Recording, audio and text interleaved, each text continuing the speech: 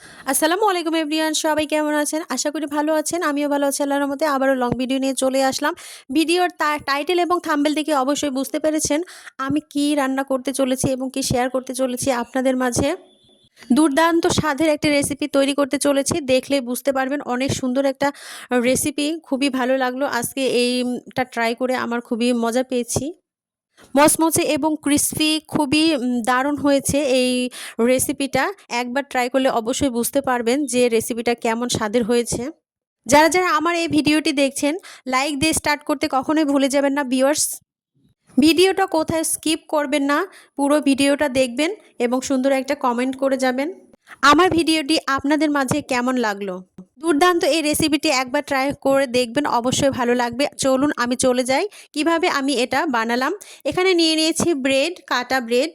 ছুরির সাহায্যে আমি সাইড থেকে এগুলো কেটে নেব সুন্দর করে।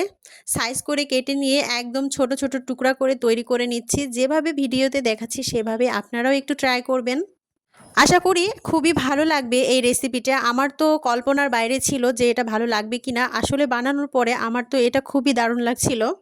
এই যে সুন্দর করে টুকরো করে কেটে নিয়েছি, এভাবে সম্পূর্ণটা আমি তৈরি করে নিব। ভিউয়ার্স, আমার চ্যানেলে যারা নতুন আছেন সবাই একটু চ্যানেলটি সাবস্ক্রাইব করে দিবেন এবং নিত্য নতুন ভিডিও পাওয়ার জন্য নোটিফিকেশনটি অল করে রাখবেন। আর আমার চ্যানেলে যারা অলরেডি আছেন সবাইকে অনেক অনেক ভালোবাসা। সবাই একটু সুন্দর একটা মন্তব্য রাখবেন আশা করি। এই যে সুন্দর করে আমি সাইজ করে কেটে নিচ্ছি। এই সম্পূর্ণগুলো আমি সুন্দর করে সাইজ করে কেটে নিয়েছি। এই যে সুন্দর করে কেটে নিয়েছি, দেখুন এভাবেই কিন্তু কেটে নিতে হবে। তারপরে কিন্তু আমি এটা ফ্রাই প্যানে তেল দিয়ে সুন্দর করে ভেজে নিব সম্পূর্ণটাই। এই যে এখানে ফ্রাই প্যান বসিয়ে দিলাম চুলায়, তারপরে এখানে তেল দিয়ে দিব পর্যাপ্ত পরিমাণে যতটুকু লাগবে।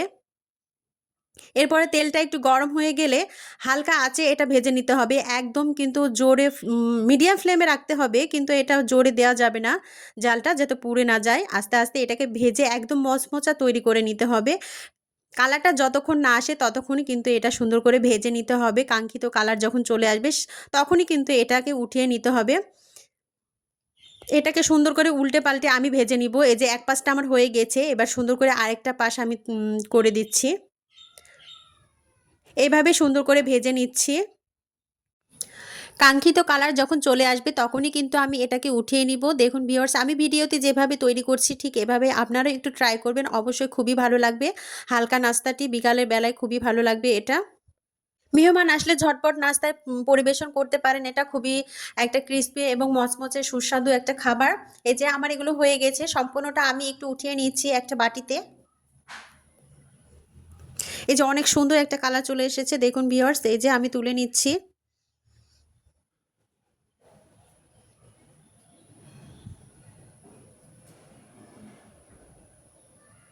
আমার ভিডিওটি কেমন লাগলো অবশ্যই কমেন্টে জানাতে ভুলবেন না ভিউয়ার্স। এই যে আমার এগুলো হয়ে গিয়েছে, সম্পূর্ণটা উঠিয়ে নিলাম।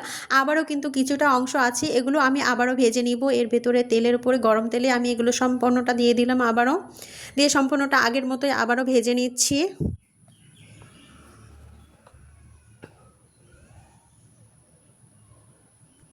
এরকমভাবে মালাই টোস্ট বানালে খুবই ভালো লাগে এবং বাচ্চারাও কিন্তু সুস্বাদুভাবে খেতে পারে এবং অনেক পুষ্টিকর একটা খাবার। এভাবে আপনিও ট্রাই করবেন, খুবই ভালো লাগে এটা।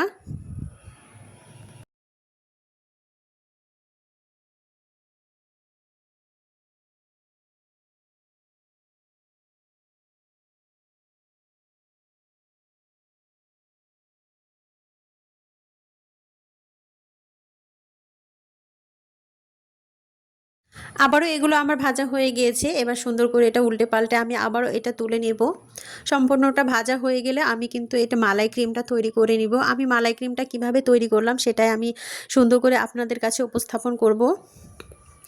এই সম্পূর্ণটা ভাজা হয়ে গেছে, প্লেটে আমি সম্পূর্ণটা তুলে নিলাম। কালারটাও অনেক সুন্দর এসেছে।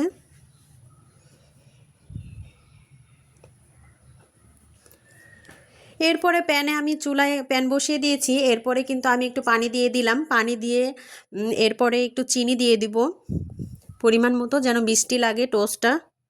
এর জন্য আমি এখানে চিনি দিয়ে দিলাম, দিয়ে কিন্তু এটা একটু জাল করে আঠালো টাইপের করে নিতে হবে। একদম জাল করে পানি পানি রাখা যাবে না, তাহলে টোস্ট কিন্তু দিলে সেটা ভিজে একদম নরম হয়ে যাবে।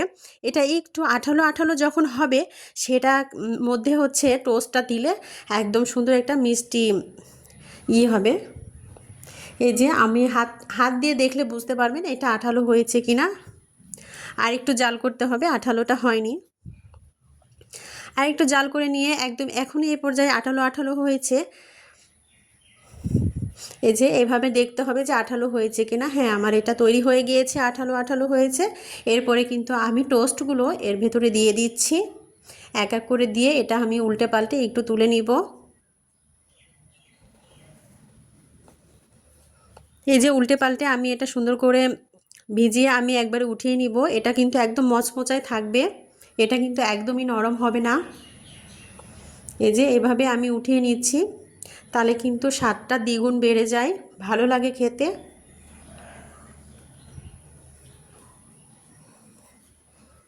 সম্পূর্ণটা আমি এভাবেই করে নিচ্ছি, ভিডিওতে যেভাবে দেখাচ্ছি এভাবেই আপনারাও করে নেবেন।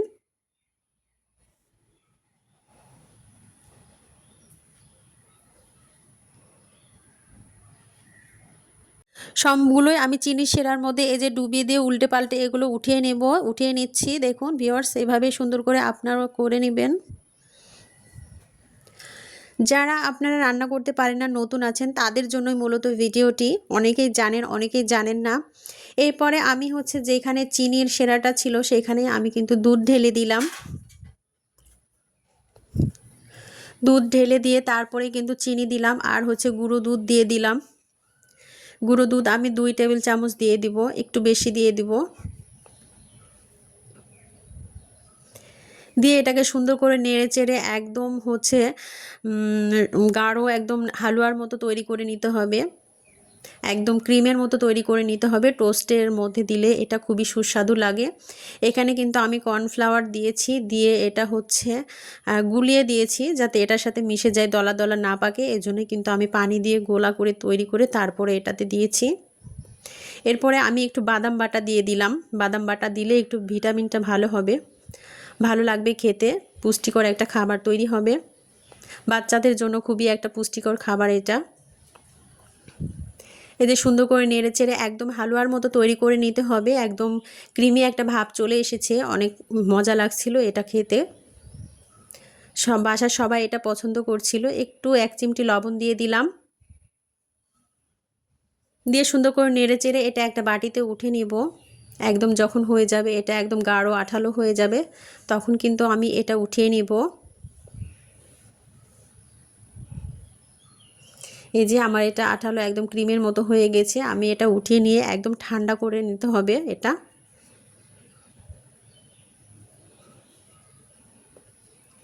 এই যে আমার এগুলো তৈরি হয়ে গিয়েছে, একদম ক্রিমের মতো হয়েছে, খেতে খুবই সুস্বাদু ছিল। এখন টোস্টগুলো নিয়ে আমি এক এক করে সম্পূর্ণ টোস্টের ওপরে আমি এই ক্রিমগুলো দিয়ে দিব।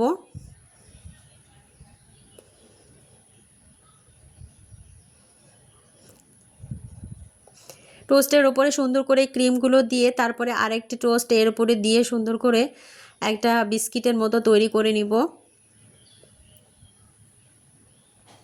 এই যে ভিডিওতে যেভাবে দেখাচ্ছি এভাবে করতে হবে। এই যে আমি এক এক করে এগুলো সম্পূর্ণটা এভাবেই তৈরি করে নিব, যেভাবে আমি একটা তৈরি করে নিলাম। এটা অনেক সম্পূর্ণগুলোই আমি এভাবেই তৈরি করে নেব।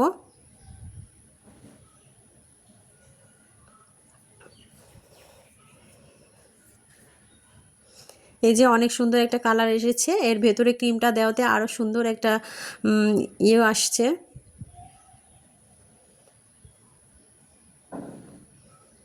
ক্রিমগুলো খুব মজার ছিল।